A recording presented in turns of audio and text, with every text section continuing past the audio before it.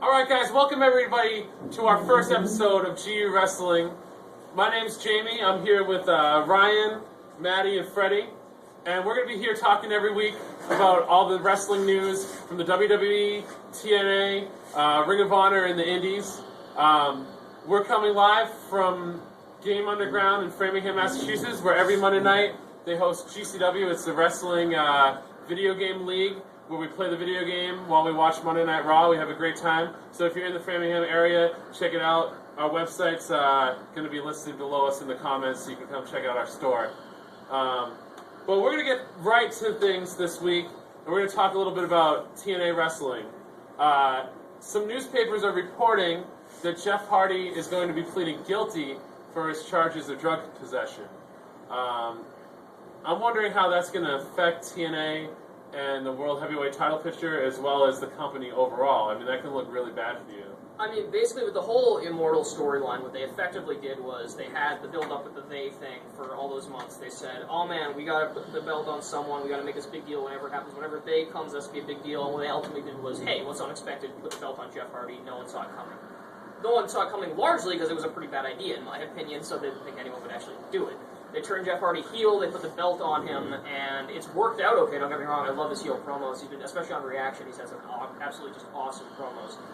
But the guy was not reliable. I mean, even if he wasn't dealing with this whole drug possession thing, he's unreliable as a champion. He's got all these problems, he's constantly just having these things happen to him in his life that make him someone you can't really build your show around. WWE had that problem to a certain extent, and they were able to work around it, but he was in a lot better shape in terms of where his life was at when he was in WWE. Well, I tell you this, when they signed with TNA, I know that this drug problem had already been brought up, but, you know, you can say he's unreliable, but since TNA started using Jeff Hardy, I haven't seen a problem with him. Granted, he's been doing really well in TNA right now, and I gotta say, like, he has been able to make the appearances. I mean, there was a rumor that he was like really sluggish and choppy at one of the pay-per-views recently. It turned out to be bullshit. He ended up being in perfectly fine shape, and he posted on his Twitter, "Oh, I was fine. I was at this signing event the night before or something." But at any rate, he's been fine with TNA. He's been pulling his weight. He's been not letting drug stuff affect him generally, which is to his credit. But at the same time, they knew when they hired him that he had this drug trial coming out, or I think it was actually going on when they hired him. It was something he was dealing with. They knew there was a chance that they were going to lose him, and I feel like they've had him for however long they have, like about a year almost, I would say. And they had many opportunities to put the belt on him if they wanted to do a run with him as champion, and to do it now, kind of right when everything was coming to a head, and granted the pleading guilty thing was unexpected, but the closer you get to the end of that trial, the more likely it is you're going to be losing Jeff Hardy. To be like, not only you're the guy right now, and we want to put the belt on you, like, I mean, WWE right now put the belt on The Miz, and he's doing okay, and it's kind of an experiment, we're seeing where it goes. To be like, Bound for Glory, our biggest show, our storyline has been this whole year building up, and everything is riding on its success. Jeff Hardy, you're the guy, and then he's like, oops, guys, turns out the drugs were mine, and now I'm going to prison. You know, it's really bad timing on TNA's part, and it's kind of hard to justify being like, he's the main guy, because when you look could you not hire Jeff Hardy? I mean, he was one of the top guys in the WWE at the time. Totally, I'm not arguing against hiring Jeff Hardy. He was a really high, the top guy in WWE. He was one of their top merchandise sales guys, which makes me wonder why TNA hasn't put out any merchandise for him. But you have Jeff Hardy being like, oh man, like, he's this guy in the company, he's a solid upper card or mid card or however you want to use him. He's been throughout his career able to draw wherever he is on the show. And you can put him on a TV show, or on a pay-per-view more appropriately, and be like, hey, Jeff Hardy's going to be in this match with this other guy who can go, and we're going to see some swanton bombs and some cool stuff. And that'll sell the Jeff Hardy match. You don't need to put the belt on him to make people want to watch Jeff Hardy. To put the belt on him is, to me, what the idea of a title belt is this is our top guy right now, he's the face of the company, if he's the good guy, and he's going to lead the company to the next era. If he's the bad guy, this is the guy you want to see go down, this is the reason you're turning in, is to see the good guy beat him and for good to overcome evil and all that. To be like, Jeff Hardy, you're going to be this guy who we build our show around. That's what they've done since Immortal started. He's been the focal point of the show. It's Jeff Hardy's the Jeff Hardy show. To take this guy who just is not capable of being like, there's an absolute guarantee that I'm going to be able to carry this company on my back, I think that's a questionable decision. I know this is something we could have been arguing about back when, you know, Immortal storyline started. It's just now, the problem everyone said, hey, might be why this is a bad idea, has happened. And you have the situation where TNA is like, because where did they go? Because they didn't build anyone else up, because Matt Morgan could have been a huge deal if they pushed him right from the start, but they've really I think they're doing a good misused job it. with Matt Morgan. I mean, I think it's a slow pace. I think it's. Yeah. I feel like they're doing something every now and then because, like you said, their main investment right now is it's hard. Exactly. Well, here's the thing. If you had Jeff Hardy, say the whole Jeff Hardy thing happened to Matt Morgan, and you had Matt Morgan being the babyface build up to Bound for Glory, then Matt Morgan went heel the same way Jeff Hardy did.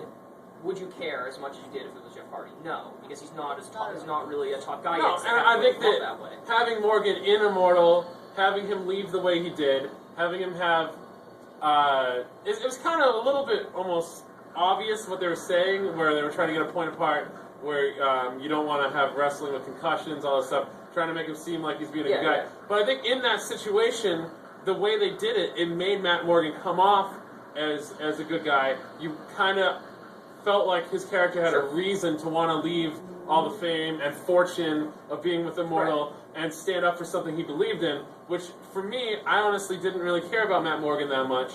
And I think he's been interesting on TV lately. But that's exactly, you just said it. You didn't care about Matt Morgan that much, and that's where I think the problem is. You don't have a top babyface in the company right now who you can be like, okay, Jeff Hardy's the main bad guy, and he's now obviously if he does end up going to prison, or I'm not sure what he'll end up being sentenced with, but if he's not going to be able to be on TV, you got to get the belt off him in a way that matters, because otherwise you've just completely shot your wad and you don't have anything with the Immortal storyline. And Matt Morgan, the change has been recent, and I don't think there's enough build-up where he can be like, I'm going to be the one to take down the big bad Jeff Hardy, and I'll be the top guy and carry the company. I don't think Matt Morgan can do that right now because of how recently he turned and how he's been promoted recently. And I don't think there is anyone in the company right now who can do that. Maybe Kurt Angle, but he's at this point been kind of also in a position where they're pushing him down, and it's just like... What people want to see is Jeff Hardy versus Rob Van Dam right now, because Jeff Hardy screwed Rob Van Dam. Yes. And I think they've been doing, whether or not the show has been successful in my mind, I think they've been doing a good job of keeping Rob Van Dam away from Jeff Hardy, being involved in his own stuff, and then this past week, Rob Van Dam and Jeff Hardy almost got to fight each other, and they had an 8-way match. They almost got that contact. Every time they were about to hit each other, something happened. They didn't get it. So maybe they're pushing for Rob Van Dam to finally get his belt back, or a shot at the belt at the next pay-per-view or the pay-per-view after it. And the problem is Jeff Hardy going to be... I mean, maybe, I don't know, maybe if he gets... I don't know everything about legal proceedings. I don't either. If he got some... Let's say he pleads guilty for these drug charges, how long does that take to cause a problem? If he has 2 months left, TNA might have said, all right, we drew this storyline out, we made Jeff Hardy a bad guy, that's going to make people hate Bischoff and everybody else more. We have Jeff Hardy's no longer the person that everybody loves, and RVD's going to have his shot to get the belt back. If something happens, Rob Van Dam wins the belt, gets screwed out of it again or something right away, or holds it for a while because, they built Rob Van Dam as he shouldn't have been beaten. He's a better wrestler than him. Well, I mean, here's the whole thing. Well, there's a number of things that TNA has done wrong with RVD's build-up, and I'll leave them out for a different video, I guess. But, namely, why wasn't even in the Bound for Glory match for the belt. But anyway, at any rate, we have Jeff Hardy, though. Here's the main point I'm trying to make. Jeff Hardy is the guy right now, and your entire year, the last year basically, I'll be fair, half a year, with the Immortal storyline and Day, has been building up Jeff Hardy as the bad guy. This is the guy you want to see go down. When Jeff Hardy, when you know this is the pay-per-view where Jeff Hardy's going to get his comeuppance, you want to buy that show, because that's what it's about. So it's selling the pay-per-views. That's where most of TNA's money comes from, selling the pay-per-views. You want to see Jeff Hardy get taken down by a guy who's been promoted as this is the top guy who's finally going to get his comeuppance. Well, what you're saying with RVD, I agree that if they built it in such a way where it was like, RVD's going to go with Jeff Hardy, but something keeps preventing him and something keeps getting away, that is what I would consider a feud, and you have these guys actively going at each other. But what instead we've been seeing is you have Jeff Hardy feuding other guys and RVD feuding other guys. They haven't been directly interacting a whole lot, and that can work if you have enough kind of interaction between them without them physically confronting one another that you're like, I can't wait to see those guys actually go at it. But they haven't really been doing that. They've been trying, and I understand what they were trying to do. They were trying to promote guys like Ken Anderson and guys like Matt Morgan and everyone else they're throwing at Hardy to be kind of like, we're trying to promote new stars. My issue is like I keep saying, they shot their wad with the Immortal thing. They made Jeff Hardy the guy. All the build-up went to him as opposed to any of these other guys, and you didn't really see anyone become a star. You don't have anyone who, once Jeff Hardy is gone, you'll be like, he's the face of the company. RVD is probably what they're going to end up doing. It's probably their best shot. and RVD will go on and he will be like, all right, I finally beat Jeff Hardy, I have the belt, and then what does he do? Because you have nothing really after that. I can't pick. You have basically made no progress in a year. You have RVD with the belt again, and he is no more over than he was before. I can't pick anyone that would be the guy to feud with Rob Van Dam after that either. Exactly. I mean, would you pick anybody that would feud with RVD after? I would say, because they've already done AJ Styles a bunch. And he's turning face soon. I think. Yeah. Because they have the TV title match where if he loses, he's out of the corner. What I'm thinking, I would like to see AJ versus Jeff Hardy, but if they watch this... Exactly, that's the thing. But his problem is the same one that Morgan's had, which has been that he had the momentum and he was a top guy, and he was going in such a way where you could easily turn him face and it could work out in a big way where it would be like, oh man, it's the old AJ Styles back, awesome.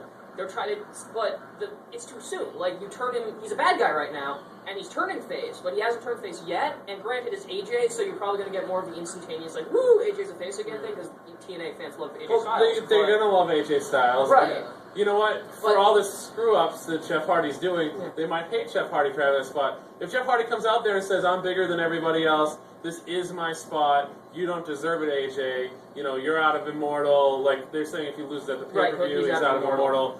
You know, that's going to make you really hate Jeff Hardy even more and want the TNA fans want AJ Styles to do well.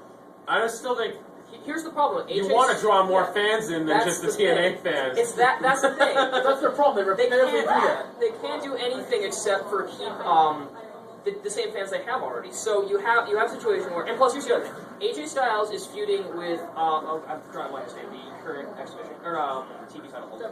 Doug Williams. Douglas Williams. You've got Doug Williams there, and it's like, okay, the guy who's gonna, well, no, not even that. Like, fine, Doug Williams is cool, but like, the guy who's gonna take down Jeff Hardy, if it is AJ Styles, is a mid-carder right now, and he's gonna have to lose a match to another mid-carder in order to turn face again, and in order to become the face and leave Immortal as a camera right there. There's gonna be, hey guys, it's gonna be, you're going to see AJ Styles basically turn face against a mid-carder that he's going to lose to. So he's not going to have any momentum against Jeff Hardy because Jeff Hardy is the top guy, he's the top heel. And if you want to have these guys feud each other, it's going to be like, awesome, the guy who unseated Jeff Hardy is the guy who had trouble beating a mid-carder a month ago. And then you don't have any momentum from him, and he's not your top guy. He was a top guy. If they had done, like, a year ago AJ Styles against Jeff Hardy, and there'd been a different build-up, awesome, but they've been, with him, with Matt Morgan, and with Ken Anderson, they've had this kind of wonky tweener bullshit that is so typical of a Vince Russo company. I know he's not the top guy. That's the thing, it's so back and forth that you can't even get over, mark out for these guys, because it's like, okay, Matt Morgan's face again, and in a few months maybe he's a heel, and then AJ Styles, like, he was a heel, and now he's turning a face again, and he's a mid-carder, and he's a main guy, and he's a mid-carder again, and there's just no consistency to their pushes. If you look at WWE, you see The Miz, over 2 years, there's been a gradual build-up of this guy is a U.S. title holder division type guy, he's a mid-carder, to, okay, this guy's the U.S. champion, and he's beating everybody, and there's no one who can possibly take him down because he's just better than everyone in that division, and then Daniel Bryan just come out and beats him because they have the angle going, and then it's like he's in this awkward in-between area where he's not quite a mid-carder, but he's not quite a main eventer yet, and then there's, hey, Money in the Bank, here's the opportunity, let's turn this guy to a main event star, boom, and now there's talk of him feuding John Cena and being in the main event of WrestleMania. That's how you promote a young star. What TNA does is they're like, let's take a shot at this guy. Oh shit, this isn't working right away, let's switch to someone else. Oh shit, that's not working, let's switch to someone else. I hate saying it, but it's like a vicious circle for them. It is. They don't learn from their mistakes. That's it. They don't. The other thing too is if you look at, and this is a general criticism of TNA and their booking team, is you got the actual. Go back to Jim Cornette being fired. The reason Jim Cornette was fired was because he was called up and asked, do you believe 100% in the TNA direction right now? Do you believe 100% in everything we're doing? And he's like, I can't say I believe 100%. Okay, all right, thank you for your services. You're done. It's like, right on, okay, I'm done with the company. They don't want to hear anything contrary. They think their direction is good, and if fans say anything else, if someone in the company says anything else, if anyone criticizes them, they say, sorry, you're not on board with us, we don't want you to be in our company anymore. And then, unfortunately, they're released, or they're not listened to, or they're mocked. I mean, there was Eric Bischoff and Hulk Hogan a few months ago, where going on, basically fans are like retweeting them this thing, basically saying, here's what's wrong with the company. They're like, instead of being like, oh man, this is a good criticism, look at this, they're like, wow, that guy's a mark, and he has no idea what he's talking about. And we're in the business, you guys should trust us, we know what we're doing. And they don't. Well, I guess... The other thing, Freddie said that they don't. I also think that they don't recognize that they're making mistakes. That's it. Yeah. It's Yeah. also the fans don't really want it. Even the fans that don't get content go online and stuff up, like the hardcore fans, they can even tell what's going to happen. It's just sad because it's sloppy writing. It's like I swear to God. I thought Jeff Hardy was a surprise. No, that's. It was a slight surprise. It was. I was surprised, but I didn't see it coming. I'll be the first. Yeah, no, I like that. I like where they're going. But I swear to God, Vince Russo was like 10-second talk before a stage. Like, he forgets, like, probably instantly after he writes the storyline. Wait a minute, I'll take Eric save generic plot lines and put them together, and that's what. You know, I have to say, I was talking with someone about this the other night, and I think I think that Vince Russo is the smartest guy on that booking team, and that's fucking scary. Because Vince Russo was given the reins when they were like, "You're the head booker, Vince. You take care of this," and he was like, "Okay, I'm going to hire my friend Ed Ferrara, and then I'm going to step down." And Scott Steiner's a better writer. I can go out and say that. I'm sorry. Scott Steiner would need to master the English language for us to be able to be a writer. But at any rate, Vince Russo, I just want to get this cleared out. Vince Russo was put in charge, hired his friend, and then said, "You know what? I'm going to take a backseat, so you guys take over." They're like, "Okay." And Bischoff and Hogan and all the other guys are now in charge of the booking process, along with some other people who we will not get into today. But Vince Russo is able to still shield his shit and be like, "Oh man, here are my terrible storyline ideas I want to pitch." But he's not the one who the blame lies as it falls on when everything goes wrong. He's just putting input and everyone's like taking his ideas and going with them. He doesn't actually take responsibility for it because he's not in charge of it. I think that's brilliant. That's really smart on his part. And, you know, to his credit, he's still making his money, he's still being his creative outlet, he's not responsible for all the problems, which are a result of the upper management being like, we have a direction and we can't admit that it's wrong at any point, so if reality reflects that what we're doing is incorrect, reality is wrong, we're not wrong, and that's a really scary place for them to be at. Well, we'll see what ends up happening. We'll have a lot more to talk about in the future here on the show, so make sure you keep on tuning in. And check us out, Game Underground, game-underground.com. We're in Framingham, Massachusetts. You can come down, talk to us about wrestling, talk to us about video games, come see our show. And every Monday night, we watch wrestling here and we play the video games, so come down and check it out. But thanks for joining. Yeah, we have our YouTube channel. GU Wrestling is the name of the YouTube channel for the show. And Game Underground Store is our other YouTube channel for the store stuff. You can watch tournaments and things like that there. So thanks for joining us for our first show, and we'll be back to talk about more stuff soon. Links in the doobly-doo. There's links in the doobly-doo. Well said. All right. Thanks, guys. Yeah, you gotta turn the camera off. Post-production, we'll edit We this need out. a guy. We'll edit this out later. We need a guy for that. Oh, well.